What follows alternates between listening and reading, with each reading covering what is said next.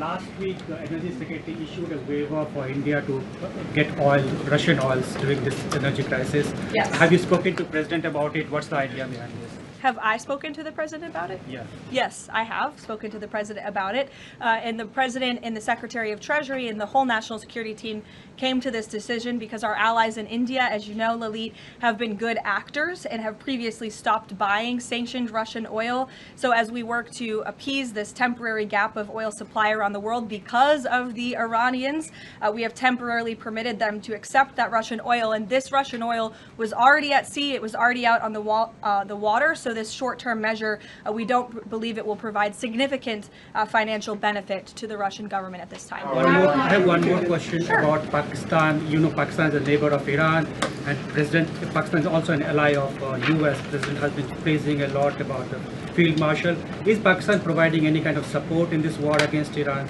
That I will have to check on with the Pentagon and get back to you. Sure.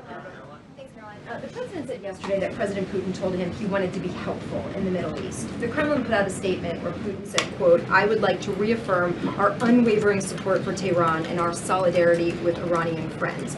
How does the president think that Russia could be helpful, if not helping Iran? And did the president push Putin on Russia sharing intelligence with Iran in this war?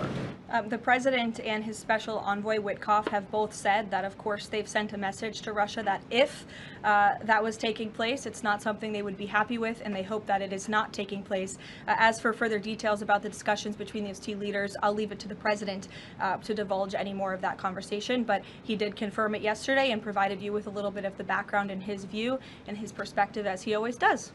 Luke.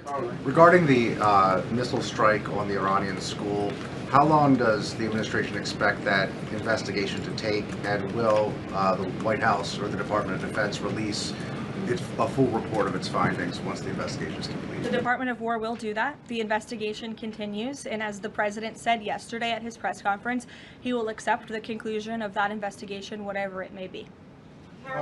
We'll go to the back row for some love. Sure, in the back with the glasses. Caroline, regarding the shield of the Sitting down. Americans. Caroline, And then you can go, but go first. Okay, thank you. Is there an update regarding You have rough real estate back there, so I'm is trying to give you is some there an love. update regarding Cuba, and also is an economic deal imminent? Sure. I don't have any updates on Cuba for you today. Obviously, this is something the administration is actively dealing with. The president's made it quite clear, it's his belief, based on fact, that the Cuban regime is bound to fall. The country is obviously in a very weak place, economically speaking. The people are crying out for help, and the president believes and knows that the Cuban regime wants a deal. So as you know, Secretary of State Rubio has been engaged in those conversations as directed by the president. I don't have any updates for you today, though.